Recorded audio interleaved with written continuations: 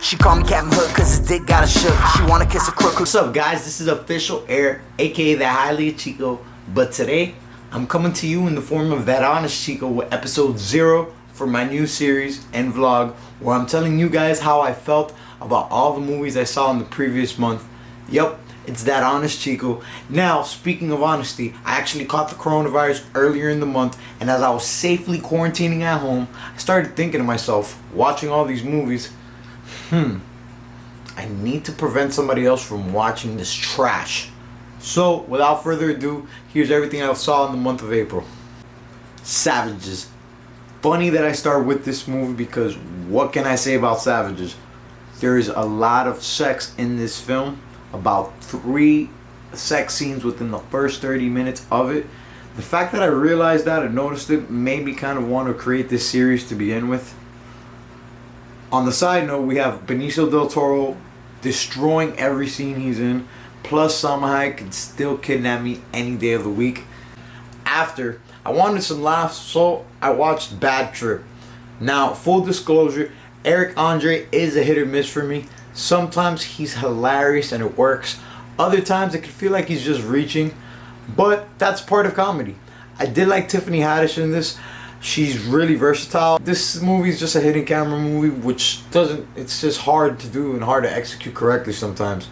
Unless, of course, you are Sacha Baron Cohen. Which brings me to my next banger of the month, The Trial of the Chicago 7.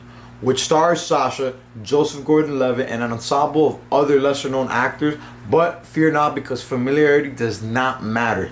Every single character and actor in this movie knocks their roles out of the park, from the minor lesser ones to the leads. This movie's done so well. It's very engaging for these quartile type movies, which I think is very hard to do. A lot of the times, those movies could be snooze fest. This is not one of them. Next, I saw Judas and the Black Messiah, which as a side note was pretty cool because Fred Hampton makes a slight cameo in The Trial of the Chicago 7, which I actually saw as a sequel to this. I felt very lucky that this was the vehicle that introduced to me how important Fred Hampton was to this movement and the times in general. Next, I saw 1917. And I actually saw this movie because I've had an itch to learn more about World War I and II because it looks like we're heading into 3 pretty soon. And what better way to learn if not from Hollywood? Anyways, wow, what a masterpiece. Not a lot of familiar actors, and honestly, none of that matters. This was so unique in the sense that this movie shot in a way to make it seem like it's all one continuous scene. 1917 is so engaging from the beginning to the end. I won't say anything else because I don't want to spoil this movie in any way for anybody. In my opinion, this is probably the best World War movie I've ever seen. And it might be the best one you've ever seen too. If you think there's a better one out there, please let me know in the comments. Next in my World War movie marathon, that only lasted 2 movies for now. I saw Dunkirk, and it's directed by one of my personal favorite directors, Christopher Nolan, who's known for the Dark Knight trilogy, Inception, and a lot of other bangers. However, this wasn't exactly what I was hoping for. It's not one of those bangers. I can't really add it to that list. It could be for a number of reasons. Now, I had a lot of expectations. I've been wanting to see this movie since it was in theaters about 2-3 years ago. On top of that, I had just finished watching 1917. So my bar and my standard for a World War movie was really, really high. Now, I'm not saying this movie was a bad movie. I'm just saying this movie wasn't 1917.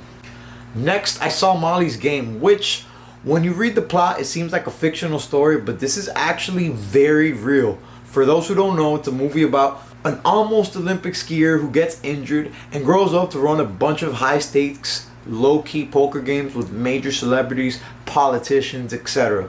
It gets sticky, and that's what this movie is about. I actually watched it twice because a lot of the characters are rowdy and based on real people, but names are changed. This movie does get very technical and might lose some of you halfway through the film if you're not paying attention. So I suggest you get a Starbucks or a little Cuban café con leche or colada because it is worth paying a little attention to. Now I'm very proud to be born and raised in the beautiful city of Miami, but this next movie, Rifa, has made me all the more prouder to be a part of this beautiful place.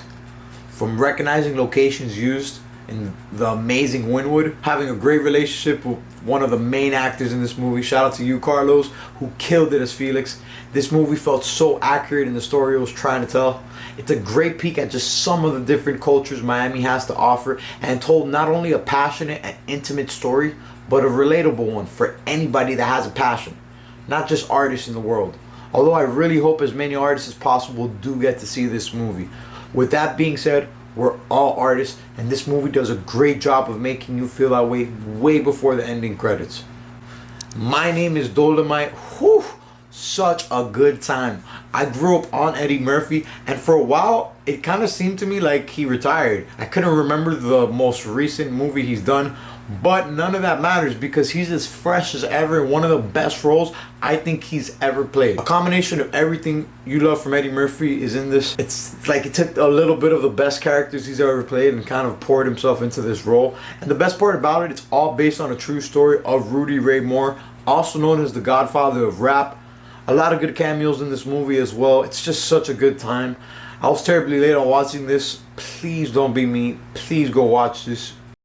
I also saw Mortal Kombat, and I don't care what anybody says, I loved it. People are complaining that it ended too soon, but you gotta understand, it's a business and they just set up a huge franchise. Supposedly there's gonna be like 4 or 5 other movies coming after this one. I loved every single part of it, man. Get over here! And I'm actually glad I'm ending it on this one because I really like Godzilla vs. King Kong a lot. It's very fun. It doesn't try to be introspective or something it's not. You know, it's a movie about 2 huge monsters fighting, and you get just that off the rip. No incredible acting or script, but that's not what you get when you watch a Godzilla or King Kong movie. That's not what I signed up for here. And there you have it. That's everything I saw for the month of April. Episode 0 is officially in the books. Make sure you like, comment, subscribe, and share this with anybody else you think might find this dope. I have a new episode coming every month telling you what I saw. Make sure you check out my 2 albums streaming everywhere now, the stimulus package, and a bunch of freestyle. Thanks for tuning in with me, and stay tuned for more. The Highly Chico, aka that honest Chico, checking out. Chico, Chico.